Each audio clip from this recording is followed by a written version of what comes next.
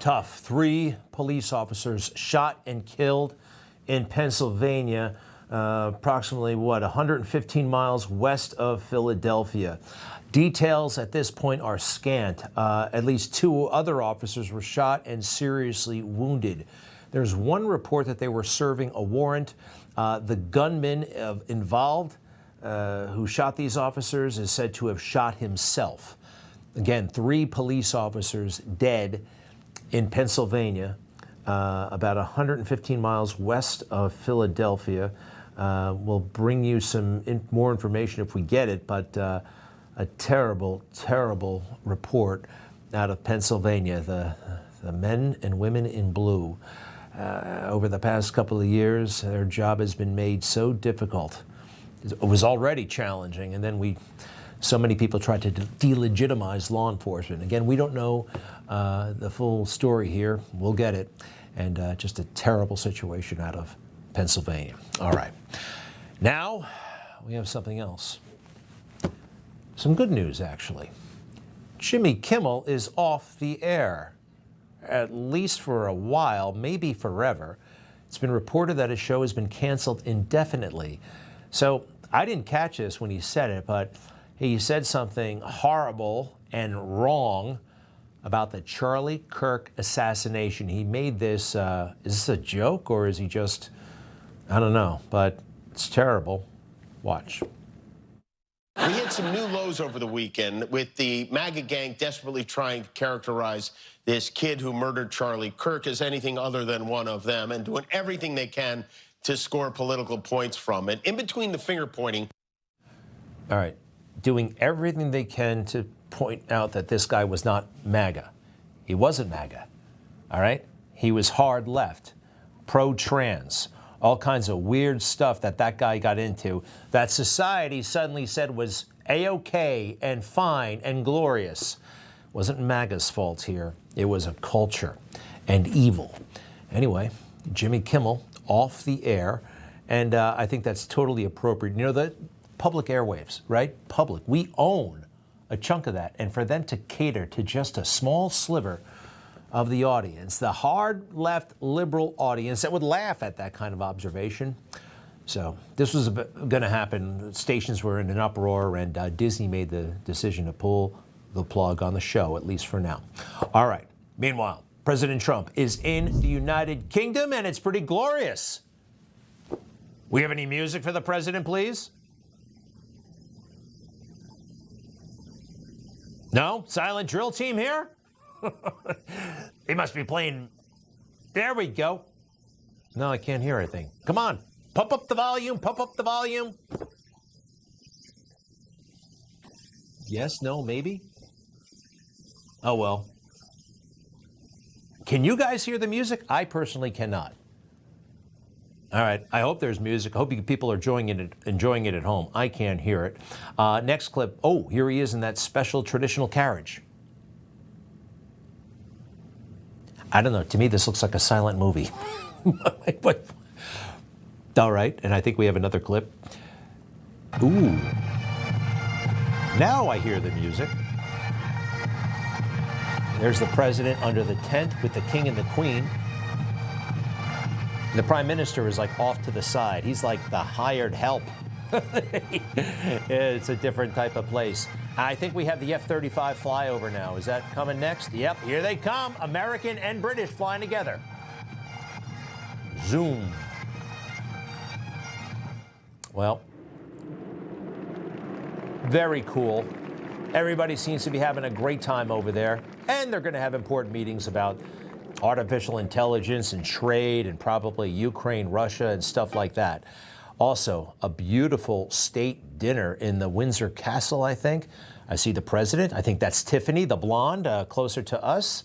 Melania, I see the Princess Kate. And there's Camilla. Melania is in the yellow. And it's like a huge table, by the way. You're just getting a glimpse of it. And you know who else was there? Our boss, the CEO of Newsmax. There he is with a great seat. All right. Yeah, he's right to Prince Charles's right, sitting down. Chris Ruddy, CEO of Newsmax Media, across from the president and right next to the Prince of Wales. Very, very cool. Prince William actually is two to his left. What is Prince William? He's just Prince William. They don't call him the Prince of anything. It's beautiful, and congratulations to Chris. I hope everybody had a great time. You know, they say that the President Trump, has a kind of a special affection for the UK, and it could be because President Trump's mom was a subject of the UK. There's Donald as a little boy, and there's his mom. This is in America, but she is a native of Scotland, right? Scotland, and she loved the Queen, revered her, actually, and watched the coronation on live television when it happened. Here's President Trump talking about his mom and the Queen. I have great love for Scotland. You know, my mother loved Scotland, and she loved the Queen. I don't know, I might hurt myself by saying that the monarchists are going to like it. Some other people would, but she loved the Queen. Whenever the Queen was on television, she wanted to watch.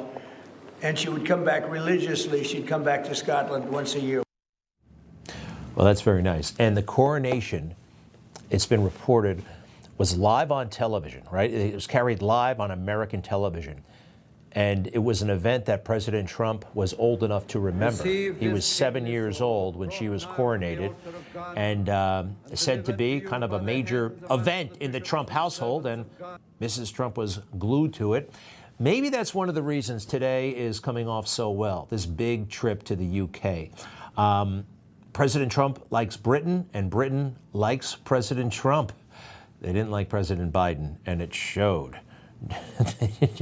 Joe and the Queen did not get along. He made a few jokes about her, weirdly, and compared her unfavorably to his own mother. There was absolutely no chemistry there. You compare that to President Trump and the Queen.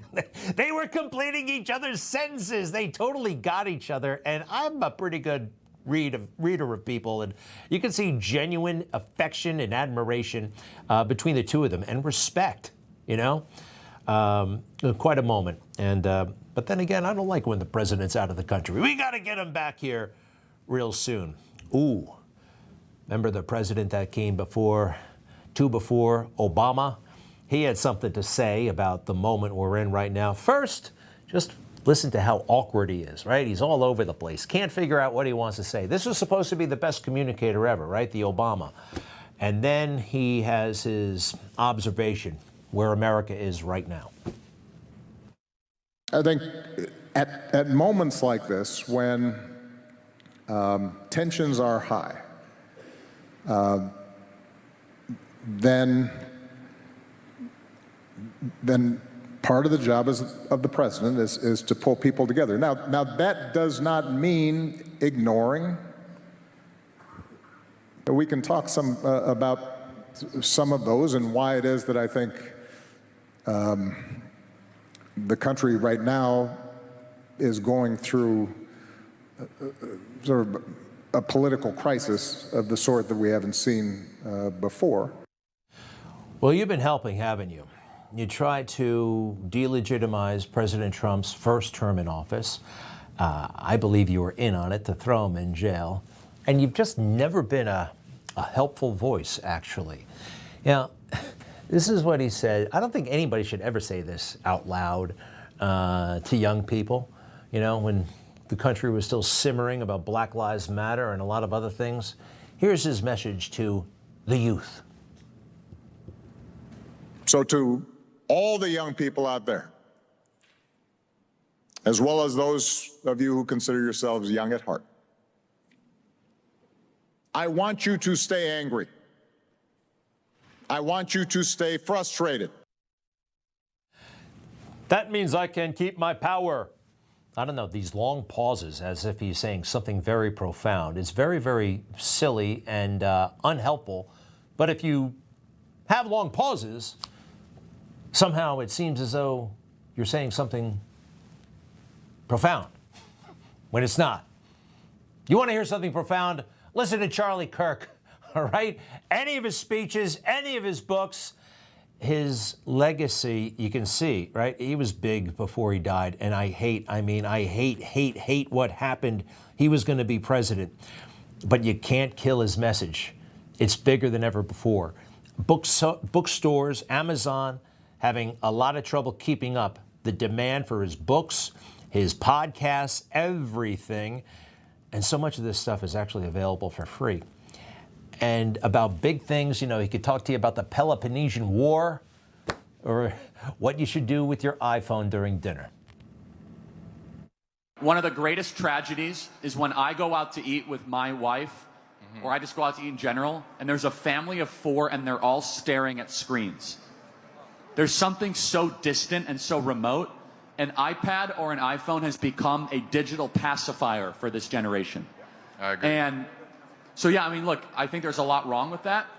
I think we should have no phones in classrooms, no phones in schools, and bring back actual robust learning in these classrooms.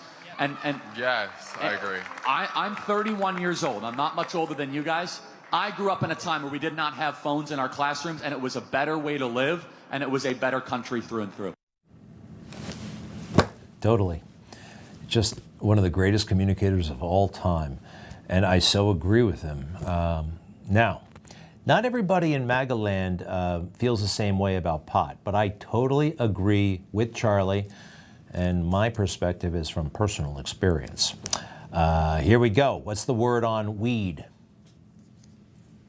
If you for a second think that it is admirable and good to put a psychoactive chemical, marijuana, in your body and think that it's great for you, I think you got another thing coming. Whether it be psychosis, increase in hospitalization, increase in depression, increase in anxiety, and the stories after stories that show the impact of marijuana on people's own mental health is extraordinary. Let's challenge the legalization advocates. Advocates for the legalization of marijuana have made promises throughout the years. Legalize weed and you'll get these things. They say less kids will use it because it will be legalized. They say the cartels will be weakened if it gets legalized. And number 3, that we will be able to go after harder drugs and that generally drug use will go down. And then finally, crime will go down. In every state where it's legalized, we have seen more kids use marijuana, not less kids use marijuana. The cartels are richer and stronger and more profitable than ever before. Drug use across the country has gone up, and it has not resulted in safer marijuana being consumed. The black market is actually stronger than ever. It's great stuff. You can find it online. It's fantastic, and I think it's going to live forever. So, what else? Ooh, but let's face it, Charlie could say things that made some people uncomfortable. The truth can be uncomfortable, especially about race. For a long time, we were having a stupid conversation about race in order to avoid a consequential, necessary, but yeah, painful conversation about race. Check this out. Can we also acknowledge, due to the laws under Jim Crow, that black people were significantly hindered from economic advancement? This is a really important question. The data shows not really.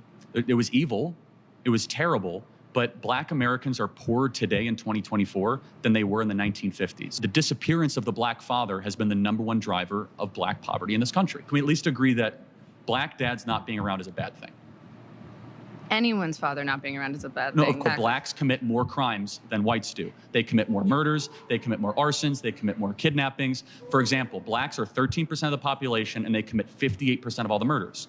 That's not a war on drugs, that's a culture problem. Why is it the more social welfare we've done, so we've spent $20 trillion on uplifting black communities, $20 trillion, and black Americans are poor. Great society, Because what is food being stamps, asked- subsidized housing, Medicaid, public schooling, subsidized college. We're talking about $20 trillion that has been spent on the Great Society, and yet black America is poorer, more murderous, more dangerous. We are asking for equity. Hold on, And what is part that? of What does equity equity mean? is You mean taking from allowed... other people?